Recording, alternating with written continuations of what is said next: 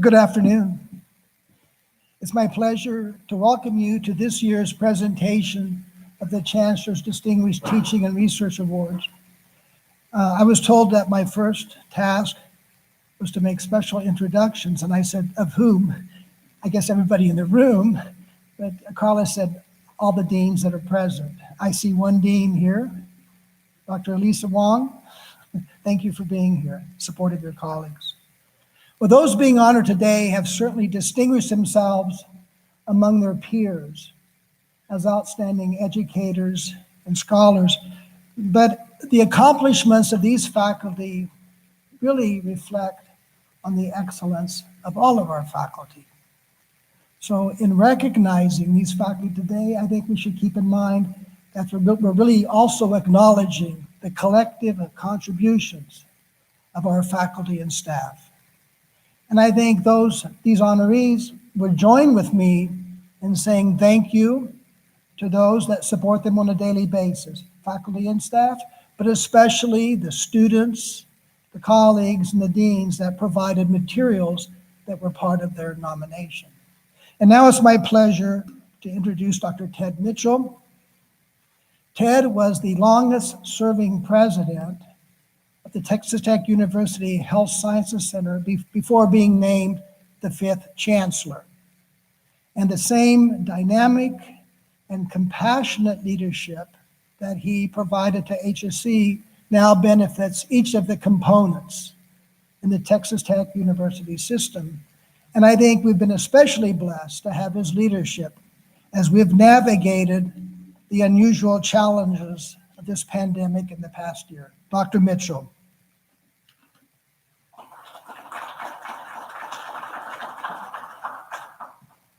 Scubanex called me a lot of things, but never compassionate. Yeah. All right. So, when we prepare for events like this, you're really trying to think about, you start Googling words and start Googling phrases and comments about things to come up with things that are nifty about dedication to work, about perseverance, about scholarship, things like that. But I was looking at something for a completely separate reason. I want to read to you something that I think summarizes a lot of why we're here today. Suppose that you had been invited to take charge of organizing a new college. Suppose you had all your life been interested in educational work, and you were a strong believer in the good that college can do as a factor in shaping life for the best. If all of this, if these suppositions were realities, what would you do in this case? Would you undertake such a job at all? And if you did, how would you go about doing it? Well, the first thing that you would have to do for a great college is look at the faculty. A great college is a college where there is a faculty made up of great men and great women. A good college is a college made up of good men and good women. A bad college is one where the faculty is made up of men and women who are either individually incompetent or indifferent, or else they're collectively ineffective. And this brings us quite naturally to the question, what kind of men and women do we wish to have on our faculty? For many reasons, it will not be easy to find these people. To begin with, ideal people are hard to find, whether we look for them as preachers or politicians, physicians or businessmen or college professors. In the case of the college professor, there is still another complication, and that is the issue of meagerness of pay. Sorry to do this in front of you, Lawrence. It may be confidently stated that any faculty member who is really competent to fill a $5,000 a year professorship would be just as competent to fill a $10,000 a year place among similar lines in the business world. We may include a long list of qualifications by saying in general that a man or woman who is suitable to be a member of the faculty of the college to which we expect to send our children should be in general the kind of man or woman we would like to see our children become.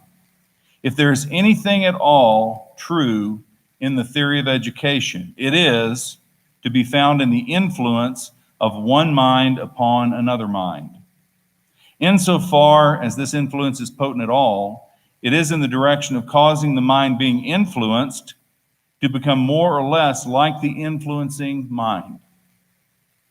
We would not expect a drunkard to teach our children to be sober, unless, of course, it were by way of a horrible example. We would not expect a coward to teach our children to be brave.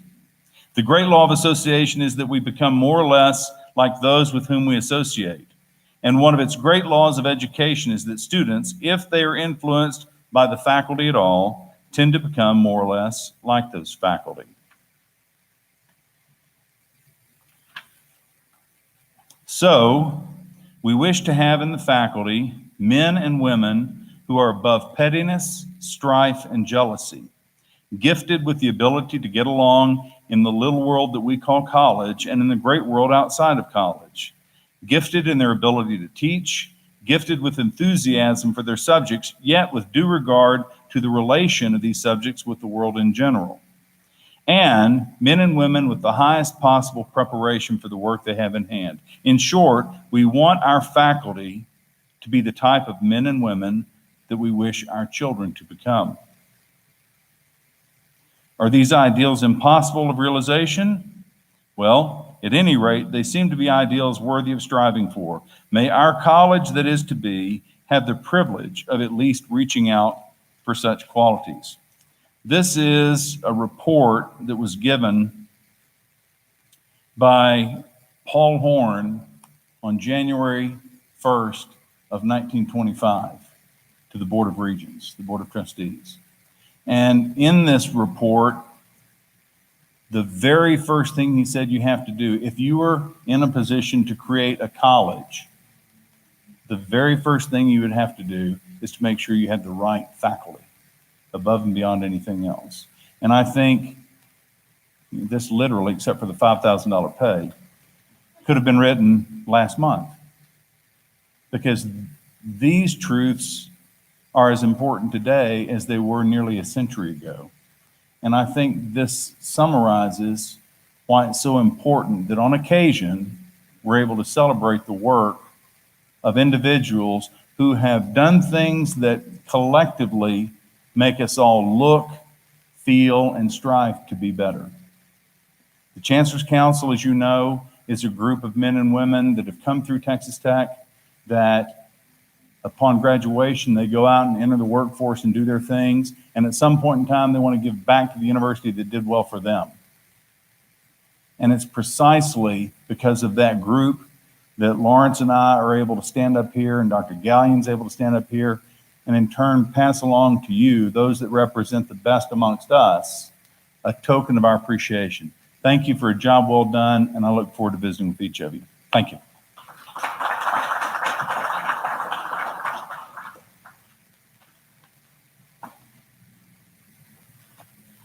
It's my privilege to be able to read the citations for the award winners today. We'll start with the Chancellor's Council Distinguished Teaching Awards, of which we have 4. Excuse me. And our first award recipient is Dr. Mario G Perovidis. Mario, if you would come forward, I think. You can stand up here a long time while I'm reading all these good things about you. Yes. Mario has been a faculty member at Texas Tech since 1994, nearly 27 years. In that time, he has developed a national and international reputation, particularly in engineering education. He is a registered professional engineer in the state of Texas, a fellow of the American Society for Engineering Management, and a member of the National Academy of Inventors with 6 U.S. patents and 7 international patents. He has over 300 publications in refereed journals and conference proceedings, many in the area of engineering education. His work has earned him numerous teaching awards, such as the American Society for Engineering Education John L. Imhoff Global Excellence Award for Industrial Engineering Education, which is the highest honor nationally and internationally that a person can receive for teaching in industrial engineering. He's also a recipient of the President's Excellence in Teaching Award here at Texas Tech, the most influential faculty award in the Whitaker College of Engineering Honors Convocation, the Tau Beta Pi National, which is the National Engineering Honor Society Outstanding Professor Award, the Charles L. Buford Faculty Teaching Award, the Ex-Student Association New Faculty Award, the Halliburton Award for Teaching Excellence in the College of Engineering, and he is a member of the Teaching Academy at Texas Tech. So he definitely has the credentials for this award. His dedication to research and doctoral teaching in particular has led to 3 of his students being recipients of the Best Dissertation Award from the American Society of Engineering Management.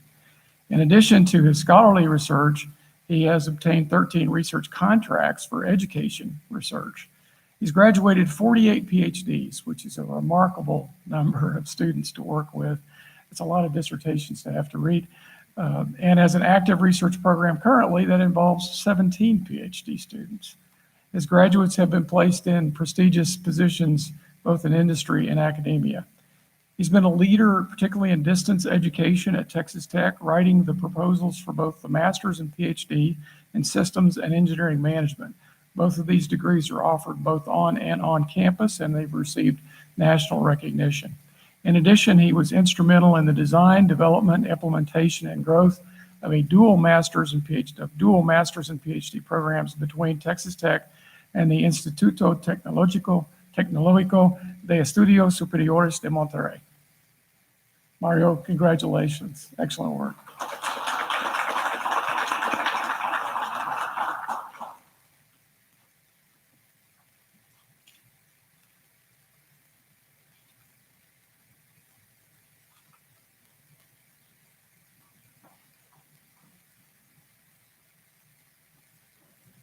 Our next recipient of the teaching award is Professor Malinda Colwell.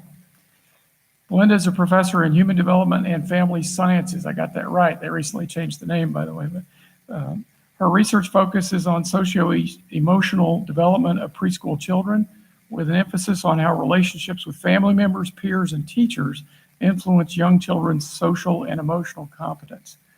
She is also a member of the Texas Tech University Coalition for Natural Learning, which works to create effective outdoor learning environments for young children in early childhood settings. Her research related to this work examines how outdoor learning environments are associated with children's play and social interactions. Linda enjoys actively incorporating her research experiences and lessons learned, particularly in her undergraduate and graduate courses. Congratulations, Linda.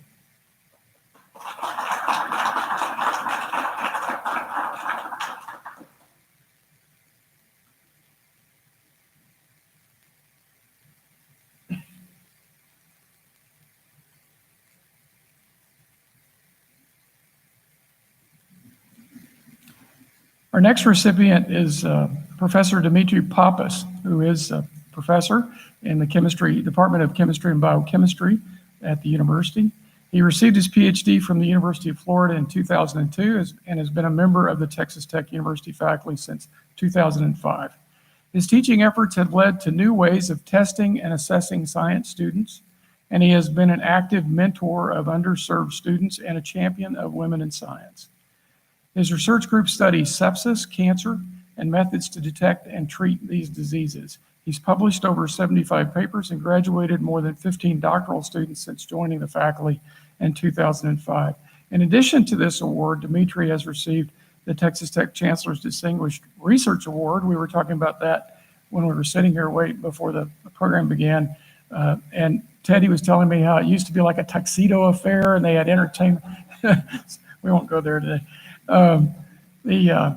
The President's Excellence in Teaching Award, and he currently holds a President's Excellence in Teaching professorship. Thank you. Congratulations, Dimitri.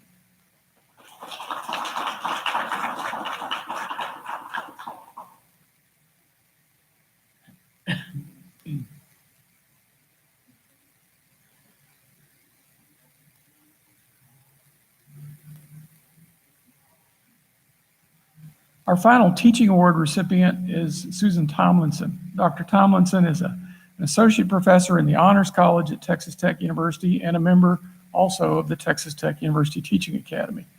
She has a Bachelor of Fine Arts with an emphasis in studio and Master of Science and Doctor of Philosophy degrees in geology, all from Texas Tech.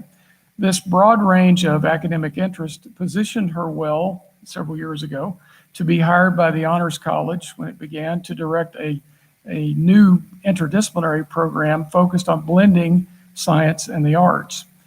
It was entitled the Natural History and Humanities degree. It has since later been renamed to the Environment and Humanities degree. Dr. Tomlinson uses her background in science and art to teach students how to observe the natural world closely and accurately, a skill that she believes is vital and transferable to most aspects of life. In addition to being awarded the Chancellor's Distinguished Teaching Award, she is the recipient of the Texas Tech President's Excellence in Teaching Award and the Spencer G. Wells Creativity and Teaching Award.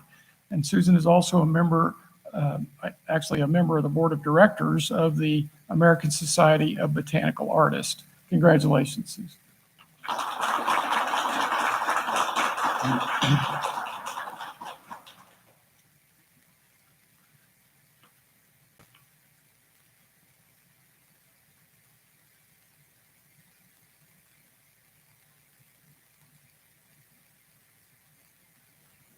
We will now award 3 Chancellor's Council Distinguished Research Awards.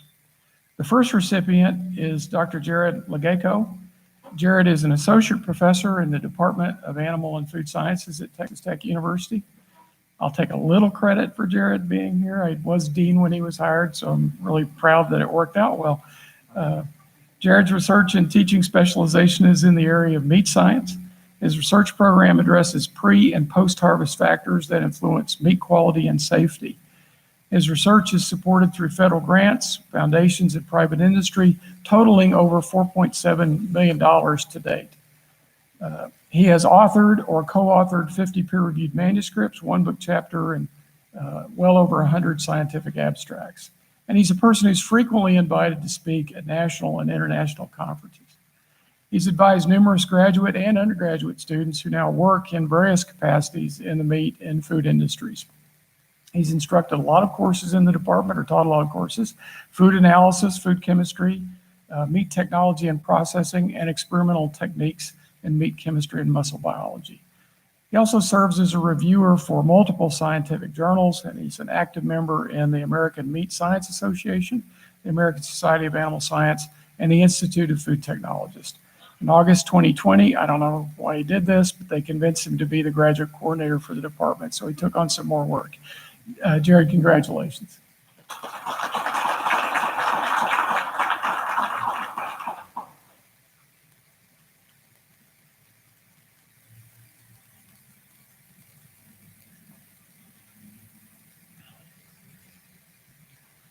Our next recipient of the Research Award is Dr. Asheley R. Landrum. Asheley is an assistant professor in the Department of Advertising and Brand Strategy in the College of Media and Communication at Texas Tech. Before coming to the faculty at Texas Tech, she was a Howard DeShong postdoctoral fellow in the Science of Science Communication at the Annenberg Public Policy Center at the University of Pennsylvania. Her research focuses on the role that individuals' views and values play in their interpretation of scientific information. She is perhaps most well known for her research examining why some people believe the Earth is flat. So wait a minute, does this mean it's, oh, no, never, okay. You know, when you're in West Texas, sometimes you can be confused by the flatness of things, but this work received wide media coverage, and Dr. Landrum was featured on in a CBS News Originals documentary that was entitled From Flat Earth to Climate Change Denial, Kids Are Deluged with Fake Science. Dr. Landrum also has been interviewed on this topic by Michael McConish on CNN. Recently, she has been working collaboratively with San Francisco-based PBS NPR affiliate KQED Science on 2 National Science Foundation funded projects aimed at broadening participation with educational science media. Congratulations, Ashley.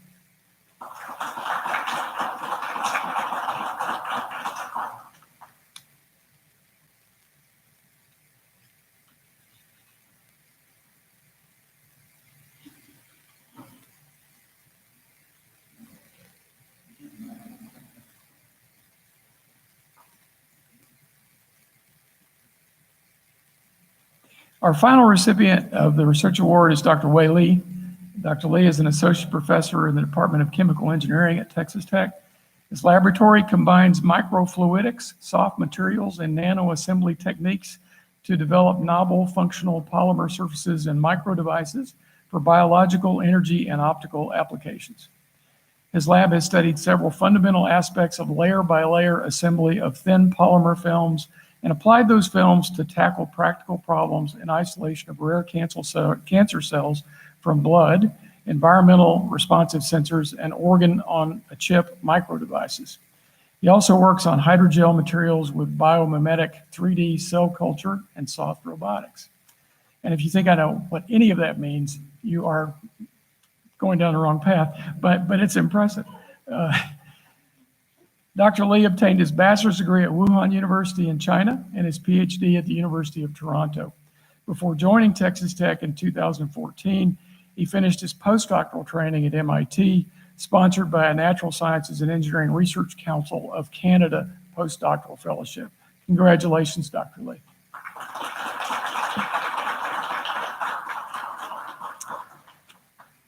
I think I'm going to turn this back over to President Skubinak, but the impressive thing to me as I participate in these kinds of activities and read the bios of all these people is that when people like this receive awards and you hear what they're doing, you understand what a university is all about.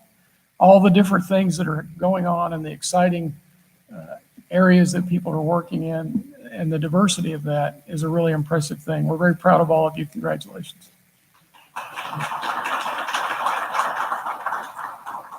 So Mike, as you were reflecting upon the accomplishments of these honorees, what it makes very vivid to me is I could never get a job here today. So again, congratulations to each of these recipients. To all of you who are here in support of your colleagues, thank you. I should also, and I failed to do this, offer special thanks to the Chancellor's Council members whose support makes this possible, but who through their dedicated support in so many other ways benefits Texas Tech University and each of the components of the system. With that, we are free to enjoy this catering by Top Tier, and we look forward to visiting with each of you.